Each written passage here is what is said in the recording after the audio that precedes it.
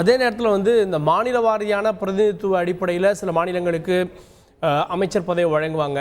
இப்போ தமிழ்நாட்டில் இருந்து ஏற்கனவே மத்திய இணையமைச்சராக எல் முருகன் இருக்கார். இந்த கூட்டத்தில் அண்ணாமலை அவர்களும் கலந்து கொண்டிருக்கிறார். தமிழ்நாட்டில் யாருக்காவது அமைச்சருக்கான வாய்ப்பு அப்படின்றது இருக்கிறதா? இதுக்கு நம்ம பதில் சொல்லணும் அப்படின்னா, கடந்த 2வது முறையாக பிரதமர் மோடி பொறுப்பேற்ற போது தமிழகத்தை சேர்ந்த யாருக்கும் வாய்ப்பு வழங்கப்படவில்லை. என்றால் தமிழகத்தில் பாஜக அப்போது ஒரு இடத்தில் கூட வெற்றி பெறவில்லை. இருப்பினும் ஜெய்சங்கர் மற்றும் நிர்மலா சீதாராமன் ஆகியோருக்கு அமைச்சரவையிலே வாய்ப்பு வழங்கப்பட்டது. அவர்களும் தமிழர்கள் தான். எனவே தமிழர்களுக்கு நாங்கள் நிராகரிக்கப்படவில்லை, அவர்களுக்கு வாய்ப்பு வழங்கியிருக்கிறோம் என்று அப்போது பாஜக கூறியது. இருப்பினும் தற்போது சமீப ஆண்டுகளாக தமிழகத்தில் பாஜக மிக அதிகமாக கவனம் செலுத்தி வருகிறது. எல் முருகன் அவர்களுக்கு கூட 2021ஆம் ஆண்டு மத்திய அமைச்சரவை விரிவாக்கம் செய்யப்பட்ட போதுதான் அவருக்கு அமைச்சரவையிலே வாய்ப்பு என்பது வழங்கப்பட்டது குறிப்பிடத்தக்கது. அதுவும் இணையமைச்சர் பதவிதான் வழங்கப்பட்டது என்பது குறிப்பிடத்தக்கது. தற்போது இந்த முறை பாஜகவை சேர்ந்த யாரேனும் தேர்தலில் போட்டியிட்டு ஒரு இடத்தில் வெற்றி பெற்றிருந்தால் கூட நிச்சயமாக அவர்களுக்கு அமைச்சர் பதவி என்பது நிச்சயமாக வழங்கப்படுவது உறுதியாக இருக்கும். ஆனால் இந்த முறை அப்படி பாஜகவின் சார்பில் தேர்தலில் போட்டியிட்ட யாரும் தேர்தலில் வெற்றி பெறவில்லை. எனவே இதில் பாஜக என்ன முடிவை எடுக்கப் போகிறது என்பதை நாம் பொறுத்துதான் பார்க்க வேண்டியிருக்கிறது. இந்த முறையும் அமைச்சரவையிலே ஜெய்சங்கர் அவர்களுக்கு மீண்டும் வாய்ப்பு வழங்கப்படும் என்று தெரிகிறது. அதே போல நிர்மலா சீதாராமன் அவர்களுக்கு நிதித்துறை இல்லாவிட்டாலும் வேறு ஏதேனும் ஒரு துறைகளுடன் கூடிய அமைச்சர் பதவி வழங்கப்படும் என்று தெரிகிறது. அப்படி அவர்களுக்கு வழங்கப்படுகின்ற பட்சத்தில் நாங்கள் தமிழர்களுக்கும் வாய்ப்பு வழங்கியிருக்கிறோம் என்று பாஜக கூறுவதற்கான வாய்ப்புகள் இருக்கிறது. எல் முருகன் அவர்கள் ஏற்கனவே தற்போது அமைச்சராக இருக்கிறார். ஆனால் தற்போது 2வது முறையாக மீண்டும் அவருக்கு அமைச்சரவையிலே வாய்ப்பு வழங்கப்படுமா என்பதும் ஒரு கேள்விக்குறியாக இருக்கிறது.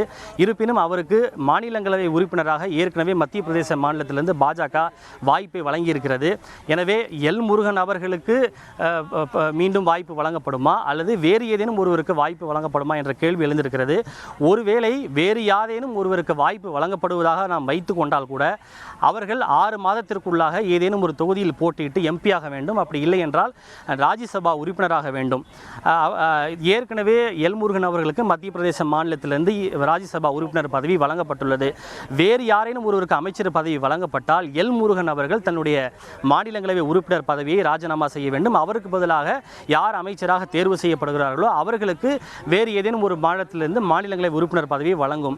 எனவே தற்போது மக்களவை தேர்தலுக்கு முன்பாகத்தான் எல் முருகன் அவர்கள் மத்திய பிரதேச மாநிலத்திலிருந்து மாநிலங்களவை உறுப்பினராக தேர்வு செய்யப்பட்டார். அப்படி இருக்கும் போது உடனடியாக தற்போது அவர் அந்த எம்பி பதவியை ராஜினாமா செய்துவிட்டு வேறு ஒருவருக்கு எம்பி பதவி வழங்கப்படுமா என்ற பல்வேறு கேள்விகளும் கூட எழுந்திருக்கிறது. எனவே இந்த விவகாரத்தில் பிரதமர் என்ன முடிவெடுக்கப் போகிறார் என்பதை பொறுத்திருந்துதான் பார்க்க வேண்டும். அது தொடர்பாக இன்னும் நிறைய பேச்சுவார்த்தைகள் ஆலோசனை எல்லாம் கூட நடைபெற வேண்டியிருக்கிறது. இந்த முறை பாஜக வெற்றி பெற்ற இடங்களுடைய எண்ணிக்கை என்பது மிக குறைவாக இருக்கிறது. கூட்டணி கட்சிகளுக்கு அதிக அளவிலான இடங்களை விட்டுக் கொடுக்க வேண்டிய ஒரு சூழ்நிலையும் இருக்கிறது. அப்படி இருக்கின்ற போது எங்கெல்லாம் பாஜக வெற்றி பெற்றிருக்கிறதோ அங்கு அதிக அளவிலான அமைச்சர்களை கொடுக்க வேண்டிய ஒரு நிர்பந்தமும் இருக்கிறது. குறிப்பாக கேரளாவில் பாஜக வெற்றி பெற்றிருக்கிறது முதன்முறையாக. ஒடிசாவில் அதிக அளவிலான தொகுதிகளை பெற்றிருக்கிறது. அப்போது அங்கு பிரதிநிதித்துவம் என்பது கொடுக்கப்பட வேண்டும். தெலங்கானாவிலே பாஜக அதிகமாக வெற்றி பெற்றிருக்கிறது, அங்கு பிரதிநிதித்துவம் கொடுக்கப்பட வேண்டும். கர்நாடகாவிலும் கூட ஒரு நல்ல வெற்றியை பதிவு செய்திருக்கிறது. எனவே அங்கெல்லாம் அகாமடேட் செய்ய வேண்டும். இது போன்ற சில சிக்கல்கள் இருக்கிறது. எனவே இதில் பாஜக என்ன முடிவு எடுக்கப் போகிறது என்பதை பொறுத்திருந்து நாம் பார்க்க வேண்டியிருக்கிறது. ஓகே, ரொம்ப இன்ட்ரெஸ்டிங்காக இருக்க போகிறது இந்த அமைச்சரவை. கூட்டணி கட்சிகளுக்கு இந்த முறை கேட்கக்கூடிய, அதாவது வெறும் பிரதிநிதித்துவ அடிப்படையில் இல்லாமல் கேட்கக்கூடிய துறைகள், இடங்கள் வழங்கப்பட வேண்டும். அதுபோக மாநில அளவிலான பிரதிநிதித்துவமும் கொடுக்கணும். அதை தாண்டி பல மாநிலங்களில் பாஜக வெற்றி பெற்றிருக்கிறது. அந்த மாநிலங்களில் புதிதாக அமைச்சர் பதவியும் கொடுக்கணும்.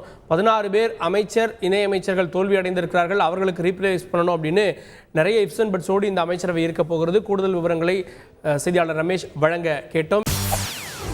செய்திகளை உடனுக்குடன் தெரிந்து கொள்ள உடனே சப்ஸ்கிரைப் பண்ணுங்க.